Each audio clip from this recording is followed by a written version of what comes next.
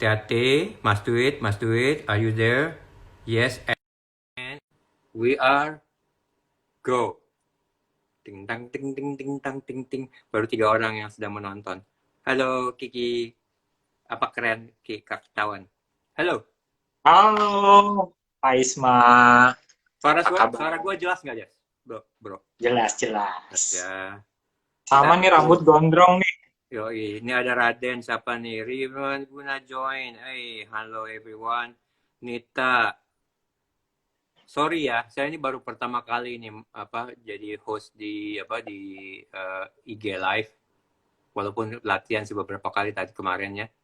Biasanya moderator press conference atau yang lain atau seminar. This is totally Iya. different. It's very very lot of technology dan gue agak gaptek. Sorry ya adik-adikku yang baru-baru join.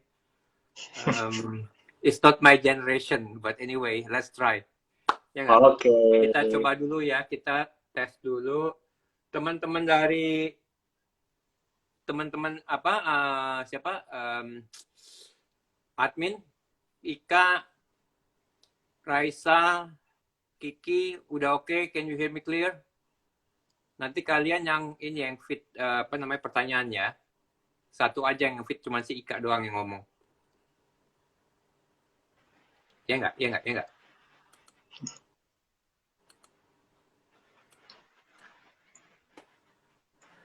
Oke, wah udah ada 15 orang, lumayan. Ayo terus. Yang laris, 7 laris manis. Good to go Pak. Mates baru masuk. Deh, tadi gimana tadi? Oke nggak? Di mana belakangnya udah di ini ya, udah diganti ya. Your background. Sama aja sih, cuma tinggal Jadi beli tripod. Pakai tripod, pakai dong. ditimpa-timpa aja, Pak. Oke. Baru 10, kita tunggu sampai lebih banyak. Udah 21. Lumayan. Ayo, sing yang laris, manis. Bentar ya. Aku mau ini dulu kerpaanku. Nanti ada hadiah kan ya, Pak ya? Ada dong. Admin, udah pada siap? Kalau udah siap, can we start? Udah lewat 1 menit nih.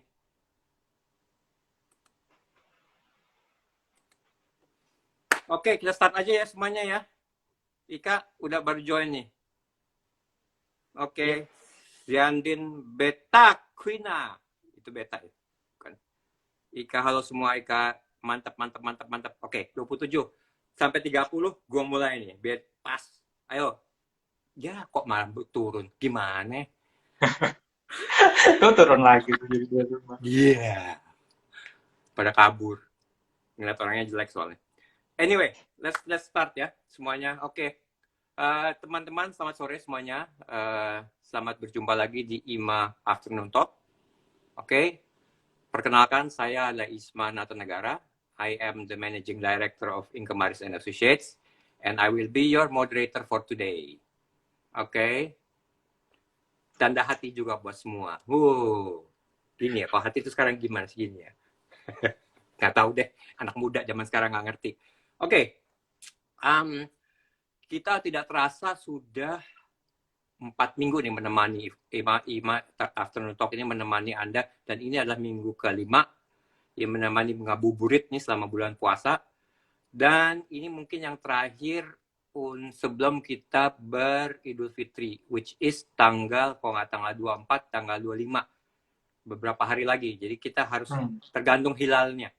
Jadi nanti hari Jumat besok kita sore-sore lihat keluar pada hilal, berarti akan Idul Fitri besoknya. Oke. Afternoon Talk kali ini juga tidak kalah menarik dengan yang sebelum-sebelumnya. Kita akan membahas mengenai dilema krisis investasi atau tidak. Sekarang ini kan kita lagi dalam keadaan yang agak-agak uncertainty ya. Apakah mau rebound, apakah tidak. Tapi apakah kita harus berhenti berinvestasi atau tidak? Nah, itu menjadi satu pertanyaan yang akan kita jawab bersama. Ya kan? Seperti kita ketahui bahwa ini sekarang work from home itu udah 9 minggu. Ya, kita mulai 17 Maret kalau nggak salah ya, lumayan pegal gitu kan. Jadi teman-teman sendiri melihat keadaan seperti ini dan tidak menentu, tentunya apa namanya, pandemi ini akan berpengaruh pada iklim ekonomi. Ada yang bilang krisis, ada yang bilang pokoknya mempengaruhi kestabilan ekonomi kita. Nah, sekarang permasalahannya, kita yang biasa investasi, apa kita stop investasi atau tidak? Nah, untuk menjawab itu, saya sudah kedatangan tamu yang penting, yang surprise, yang spesial, martabak dua telur, yaitu Mas Boni Hudi. Halo. Halo Mas Boni, beliau Ya, adalah CEO Mas Duit. Halo Mas Boni, apa kabar? Baik ya? baik. Oke. Buat teman-teman yang nggak tahu Mas Duit itu apa, Mas Duit itu adalah platform digital yang memungkinkan kita, masyarakat, konsumen untuk melakukan transaksi jual beli emas secara online. Aman nggak?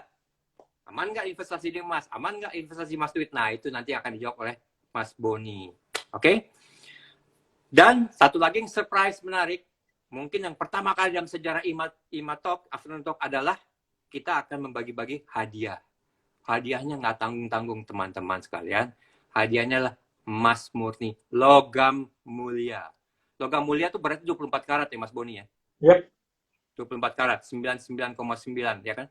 Gitu ya? Kadarnya 9-nya 4 kali. 9-nya 4 kali. Sih, Ya. 9 4 kali. Kalau 6-nya 3 kali berarti tanda setan tuh Pak. Oke. Nanti apa lagi itu? Oke. Itu akan kita sediakan untuk 3 orang penanya terbaik dan akan diseleksi oleh teman-teman di admin. Oke? Jadi saya tahan dulu pertanyaan-pertanyaan, nanti kita kumpulkan ya. Pertanyaan yang keren akan diseleksi. Kalau pertanyaan itu menarik, ada hubungannya sama Mas Duit, ada hubungannya investasi dan segala macam. Bukan pertanyaan pribadi. Mas Boni udah kawin apa belum? Kalau saya udah nikah ya, maaf. I'm sold.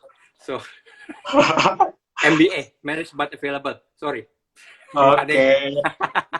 Enggak. Lagi puasa. Oke.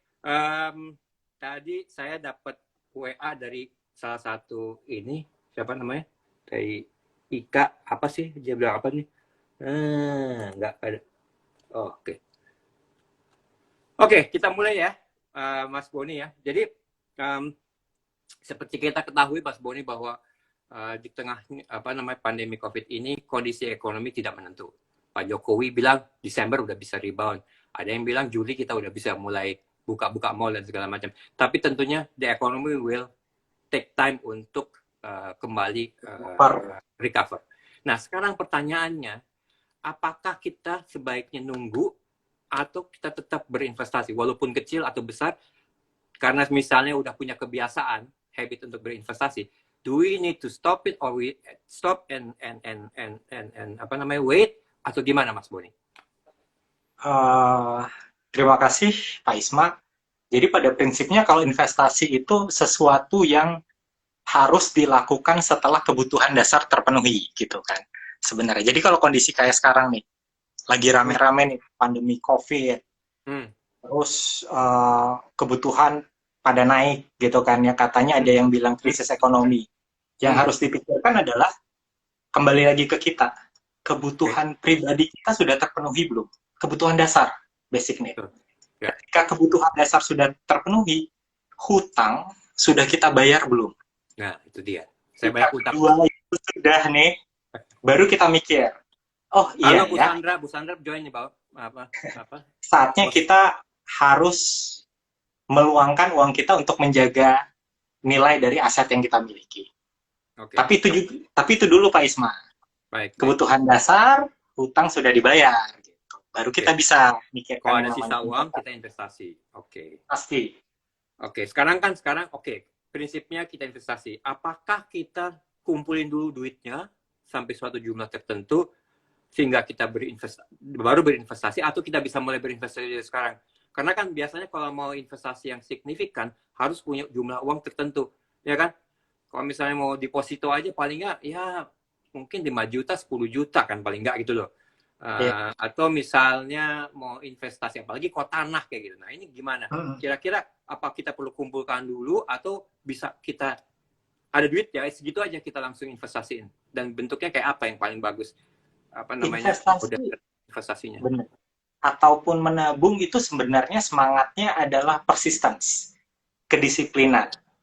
Nah, gitu kan. Jadi yang jadi pertanyaan, apakah nunggu nanti Hmm. atau sekarang gitu. Ada satu apa ya? Ada satu jargon yang saya sangat senang, yaitu investasi atau tabungan itu adalah sesuatu yang harus kita sisihkan, bukan sisakan. Kalau misalnya Sisihkan bukan sisakan. Oke. bukan sisakan. That's Jadi good. kalau misalnya Pak Isma nih gitu ya punya uang, jangan nunggu saya belanja ini dulu deh, sisanya baru saya belanjakan, baru saya investasikan gitu. Enggak, kita harus dalam mindset di awal, kita harus sudah punya pikiran bahwa oh, sejumlah tertentu ini yang akan saya sisihkan untuk investasi, bukan dari sisa dari segala pengeluaran kita yang terlebih dahulu kita lakukan, seperti itu. Jadi ya setelah kalau kita punya konsep sisihkan, harusnya ya mulai dari yang sedikit-sedikit, kita harus sudah bisa mulai investasi gitu. Tergantung vehicle dari tools untuk investasinya itu apa bentuknya. Gitu Pak Isma. Oke, siap. Oke, jadi sekarang kita bicara vehicle-nya kan. Oke. Ya. Vehicle-nya kan macam-macam ya.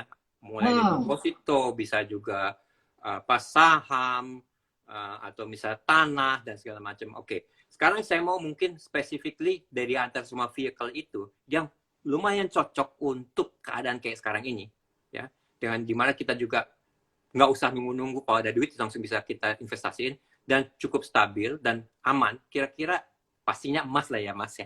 Iya. Karena Saya kan nggak perlu tanya-tanya. Itu bisa mancing-mancing nggak ada guna gitu. Mancing-mancing udah pasti ngomongnya ke emas kan. Tapi anyway, pertanyaan dibalik sekarang. Kenapa emas? Nah, sebenarnya banyak alasannya gitu. Yang pertama melihat kondisi gitu ya. Sebenarnya emas itu sendiri bukan tools investasi yang cocok untuk meraih keuntungan jangka pendek. Biasanya kalau orang mau investasi jangka pendek, dia di saham gitu kan ya, di reksadana. Tapi kan kalau kita lihat keadaan sekarang ini bukan keadaan normal. Keadaan yang penuh ketidakpastian, krisis. Indeks saham turun gitu kan, harga-harga nggak ada yang bisa jamin bakalan tetap segini, kecenderungannya malah naik. Nah, di sini emas memiliki karakteristik khusus di mana dia itu adalah semacam payung untuk melindungi dari inflasi atau dari krisis. Jadi dengan kata lain orang menyebutnya safe haven. Safe haven ya. Gitu, safe haven. Jadi nilai aset kita nih, misalnya nilai uang kita yang kita belanjain emas, kalau kondisi sekarang alih-alih turun, nilainya malah naik. Kenapa nilainya naik? Karena orang beramai-ramai beralih dari saham, dari reksadana, dari instrumen investasi yang lain ke emas. Gitu. Oke. Berbanding terbalik dengan keadaan. Semakin buruk khususnya di keadaan krisis kayak gini malah justru naik ya harga emas ya? Malah justru naik. Demand-nya malah lebih banyak. Seperti itu. Tapi kalau kembali lagi ke pertanyaan yang tadi, kalau misalnya emasnya harga makin naik, ya kan, kita harus kumpulin duit dulu dong untuk beli emas, berarti enggak? Atau gimana? Nah, logikanya kan cara kita berinvestasi ya harus dengan nilai terkecil dari instrumen investasi tersebut kan ya. Kalau emas mungkin teman-teman, saya lempar deh nih ke teman-teman yang lihat gitu ya, emas paling kecil ukurannya berapa sih? Gitu. Mungkin ya teman-teman tahunya 1 gram gitu kan ya. Kemudian, oh enggak mas, ada yang 0,5 gram. Tapi 0,5 gram kan juga masih cukup mahal ya Pak Isma ya. 0,5 gram itu udah hampir 500.000. Nyisihkan 500.000 sekarang kan, wah susah dong gitu. Nah, untuk itu sekarang harta dinata nih, induknya Mas Duit gitu. Oke. Mas, ini nanti kita ngomong harta dinata lebih in-depth lagi. Tapi pada intinya kita lagi bicara emas dulu. Satu, emas itu di dalam keadaan krisis ini adalah sesuatu vehicle investasi yang lumayan ideal karena nilainya naik terus kan ya, itu satu. Kedua juga nggak perlu nabung sampai banyak-banyak karena kita bisa beli emas atau logam mulia atau whatever dengan suatu syarat sama gram tertentu. So these are the two things, ya kan? it's a safe haven. Nah, sekarang pertanyaan berikut saya adalah, sekarang kan yang menawarkan emas secara online, investasi online itu banyak banget, Mas. Yep, Mas, yep. ya, Mas Boni ya. Nah, sebenarnya aman nggak sih? Nah, terus kalau kita lihat dengan investasi di Mas Duit, ada jaminan nggak keamanannya? Jadi pertama-tama, is it safe? Karena kan secara online beda. Kalau saya pergi ke toko, saya bisa lihat emasnya. Langsung saya bisa mungkin, saya nggak ahli emas ya, atau saya bawa teman yang jago emas yang bisa melihat giginya digini-gini, wah ya, this is emas murni, something like that gitu kan. Tapi kalau ini online kan, virtual. Padahal yang kita beli itu suatu bentuk aset. Gimana Mas? Aman nggak tuh? Saya bicara on behalf of Mas Duit gitu ya. Aman atau tidaknya itu suatu bentuk transaksi emas yang harus dipastikan adalah benar nggak ada emasnya. Oke. Gitu. Kalau misalnya Barangnya ada teman-teman beli, ya misalnya teman-teman beli, oh saya beli 100.000 gitu kan, saya beli 200.000. Benar nggak ada emasnya senilai 100 atau 200.000 itu? Bisa saya pegang nggak fisiknya? Bisa saya minta nggak barangnya? Kelihatan nggak disimpan di manakah? Atau ketika saya minta ambil nih, sesuai pecahan terkecil, barangnya ada nggak? Gitu. Jadi investasi emas yang benar adalah ya memang berdasarkan emas fisik beneran gitu. Bukan pokoknya dan you ada kemudian uang, I ada barang gitu. Yang pernah you punya bener, barang ada gitu kan. akadnya kan gitu Mas. Ada uang, ada Cek di barang. toko sebelah yang penting ada barang ya. Oke. Iya. Gitu deh. Oke, ini ada beberapa pertanyaan nih yang agak menarik. Saya lihat dulu ya, bentar ya yang dikirim nih. Dari langsung aja ya Mas ya, kalau ada pertanyaan yang menarik. Iya. Silakan. Ya. Dari Pak Ismail Eka Martani. Kalau kita investasi untuk memenuhi kebutuhan dasar dan bayar hutang, bagaimana misalnya kalau arisan bentuk investasi juga nggak tuh? Nah, arisan tuh gimana tuh Mas? Jadi agak dibedakan ya. Investasi itu semangatnya kita dapat untung kan, bukan untuk bayar hutang, baik untuk dapat untung lebih gitu, untuk dapat untung lebih yang di situ ada nilai resikonya. Oke. Makanya saya sebenarnya kalau untuk emas saya tidak suka bilang emas itu adalah investasi gitu. Emas itu lebih ke safe haven dan menabung untuk keuntungan jangka panjang, proteksi terhadap inflasi. Banget kan ya, istilah kalau kita memang kepepet banget butuh duit ya. Benar. Kalau deposito kan ada jatuh temponya dan segala macem. Ya. Kalau utang dan yang lain dibayar pakai cash. Nah, kalau arisan nih apa? Arisan kan cuma bentuk untuk men-saving ya, kalau nggak salah ya. Benar. Jadi orang kan punya banyak caranya Mas untuk menabung, untuk memiliki suatu barang gitu kan. Ada yang bentuknya nyicil gitu, ada yang bentuknya disisihkan dikit-dikit. Nah, arisan adalah sebenarnya hanya tulus untuk mendapatkan suatu barang dengan cara yang lebih mudah. Caranya apa? Kita berkolaborasi dengan orang-orang. Jadi nggak ada masalah. Tujuannya tetap safe haven, jagain aset. Ini dari Febrins. Pada pertanyaan, dana darurat dan investasi untuk kondisi sekarang sebaiknya berapa persen masing-masing? Dana darurat sama investasi. Dana darurat nilainya itu sebenarnya tergantung dari seberapa besar penghasilan dari teman-teman sekalian gitu. Semakin risiko. Kalau misalnya kamu punya anak, keluarganya banyak, ya pasti dana daruratnya harus lebih banyak juga. Jadi nggak ada rule of thumb-nya sih ya Mas ya. Nggak ada rule of thumb-nya. Yang pasti semua kebutuhan dasar, kebutuhan hutang-hutang udah terpenuhi, minimal cicilan sudah terpenuhi, ya kan? Nah, itu ada sisanya untuk dana darurat ataupun investasi. Kembali lagi ke masing-masing. Itu situasi. Walau biasanya makin besar penghasilan kita, persentase untuk dana daruratnya akan semakin besar. Oke. Ini barangkali ada pertanyaan lagi nih Mas, tapi mungkin dijawabnya nanti aja. Sekalian kita jawab pertanyaan dari saya. Ini ada Febri question. Saya mau tanya, kebetulan saya tidak tinggal di Jakarta sekarang. Saya kayaknya tahu nih Febri yang ini, tinggalnya di luar negeri nih. Tapi anyway, katakan dia nggak tinggal di Jakarta, mungkin di Nusantara yang lainnya ya. Nah, kalau saya mau berinvestasi di emas di Jakarta, gimana caranya? Karena selama ini kendala buat saya untuk membeli emas. Satu ya, tapi keep dulu pertanyaannya. Karena saya mau nanya, yang mungkin ada hubungannya. Saya mau nanya Mas, boleh dong diceritain siapa itu sebenarnya Mas Duit? Ya Oke. dan apa kelebihannya dibandingkan yang lain-lain gitu. Jadi boleh ceritain. Saya punya ada beberapa ini loh, ada beberapa PPT yang barangkali kamu di share yang mana silakan just let me know. Oke. Jadi Mas Duit itu adalah seperti yang Pak Isma bilang tadi adalah suatu platform digital untuk bertransaksi emas fisik. Nah, emas fisiknya ini harus ditekankan, gitu kan ya. Ya, kemudian apa sih bedanya Mas Duit dengan yang lain, gitu. Bedanya saat ini kita adalah satu-satunya platform digital yang memiliki integrasi vertikal dengan perusahaan publik produsen logam mulia. Harta Gitu. Dinata. Harta Dinata Abadi Tbk yang punya 38 cabang di seluruh Indonesia. Dengan kata lain, 38 toko ya. Dengan kata lain, teman-teman nggak usah khawatir. Produk kita itu kualitasnya jelek, tidak dipercaya. Karena kan kalau TBK ada rules-nya kan ya. Ada rules-nya, dia diawasi juga oleh OJK gitu. TBK itu masih perusahaan publik ya, artinya yang sahamnya sudah diperjualbelikan di pasar modal Indonesia, sehingga di bawah pengawasan yang cukup ketat baik dari pasar modal maupun dari OJK ya. Ya. Okay.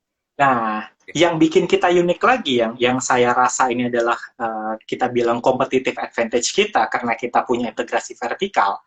Kita itu bisa mengeluarkan produk-produk yang saat ini mungkin dirasa oleh teman-teman kita yang bergerak di industri yang sama impossible. Contohnya apa? Contohnya kepingan 0,1 gram. Gitu. Kemudian kemasan custom. Kemasan custom itu seperti apa? Misal seperti ini Pak Isma nih. Ya. Saya bawa contoh nih, ini kemasan kita edisi Lebaran gitu ya, 1 gram gitu kan. Kalau misalnya mau yang kecil, bisa nggak gitu? Bisa. Kita ada yang kemasan fisik seperti ini. Oh iya, wah keren tuh. Itu apa? Iya. Ini cuma 0,1 gram. Di bawah 100.000. Jadi gitu. kita Jadi teman-teman udah ngamplopin orang, sekalian juga kasih emas di situ ya? Bener. Kalau yang misalnya pengen ngasih pacarnya buat Valentine gitu kan, kita ada yang bukan Valentine seperti jadi ini. Jadi teman-teman cewek-cewek ada yang mau ngasih saya, silakan kasih emas loh. Iya. Jadi ya salah satu nanti yang mungkin ada 3 orang ya nanti yang beruntung ya akan mendapatkan produk-produk kita yang seperti ini. Jadi itu bisa berbagai gram ya Mas ya, dan desain covernya juga beda-beda ya. Ya, jadi kita men-encourage orang itu untuk mulai menabung dari nilai yang kecil kan. Yang tadi Pak Isma bilang, isunya apa? Oh, isunya kalau mau mulai nabung emas terlalu mahal. Jadi kita mulai yang 0,1, 1/10-nya harganya. Gitu. Kalau misalnya saya pergi ke toko emas, saya bilang, saya mau beli logam mulia 0,5 gram, bisa nggak? Nggak ada ya? Saat ini Antam itu mengeluarkan 0,5 gram sih. Tapi kalau misalnya 0,1 sih agak susah. Tapi kalau misalnya melalui Mas Duit atau di toko-tokonya Harta Dinata, itu sudah ada. 0,1 kira-kira sekarang berapa duit ya? Berapa harganya tuh? Kira-kira sekitar 80-an ribu. 80 ribu udah kita bisa investasi ya? Bener, daripada beli kopi-kopi kekinian. Daripada beli kopi-kopi. Ya kopi kekinian boleh juga dong ya, tapi ya kalau 3 kali sehari pasti menikmat kopi nih. Daripada beli rokok, Mas. Daripada beli rokok. 1 bungkus rokok aja sekarang 25 ribuan kali ya. Coba tuh. 4 bungkus rokok bisa dapat emas. Lumayan. Ya enggak? Nah, itu ada yang nanya nih, lumayan bagus nih, nilai jualnya gimana? Gitu kan ya. Nilai jualnya bisa dilihat di aplikasi kalau misalnya Mbak Penny Biwarti ya itu yang nanya bisa lihat di aplikasi.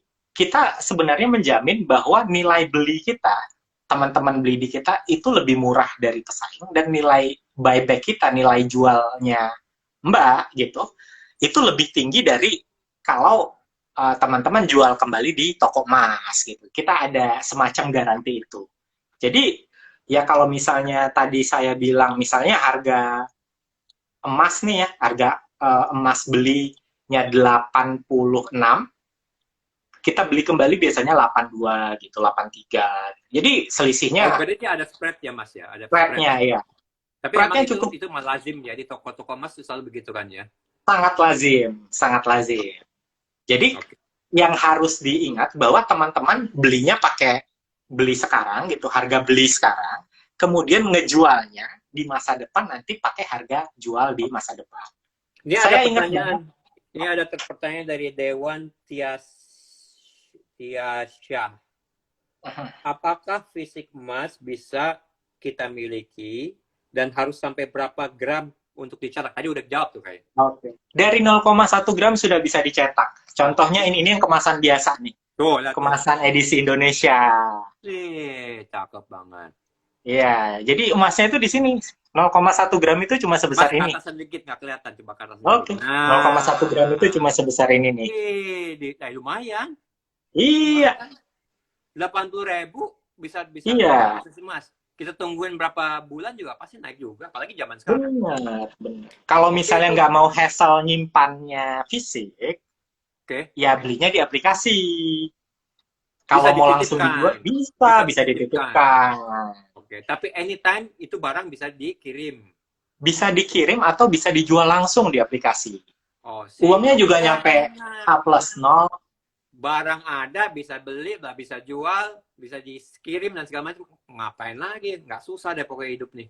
Iya. Oke, ada lagi nggak pertanyaan? Oke, kalau emas duit bisa diperdagangkan tadi udah ya? Udah ya tadi ya, oke. Apalagi pertanyaan-pertanyaan berikutnya?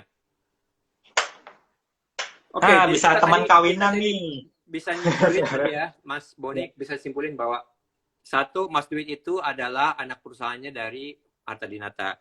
Benar. Arta Dinata adalah suatu perusahaan yang sudah public company yang sudah listed di BC pasar modal, sehingga aman karena di bawah pengawasan berbagai macam lembaga pengawas pasar modal. Satu, jadi aman. Kedua, networknya seluruh Indonesia ya Mas Boni ya? Ya kan? Seluruh Indonesia. Kita melayani kirim seluruh Indonesia. Dan ya aplikasi ya pasti network nasional. ada di mana-mana kan? Seluruh Indonesia juga. Ada di mana-mana. Di semua. Di semua provinsi. Oke.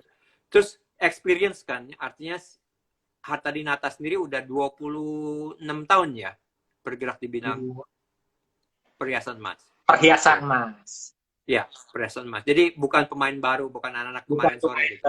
Terus yang keempat terakhir adalah yaitu uniqueness daripada packagingnya sama produknya, gramnya bisa yang sampai 0,1 yang mungkin di tempat lain nggak ada tuh 0,1 gram. Kadang kita ada lihat juga gini Pak Isma, bahwa emas itu kan 24 karat gitu ya. 24 karat. Nah, 24 karat itu sendiri kadar kemurniannya ada beda-beda gitu. Jadi istilahnya itu finesse gitu ya. Itu mulai dari 93 kali sampai 95 kali.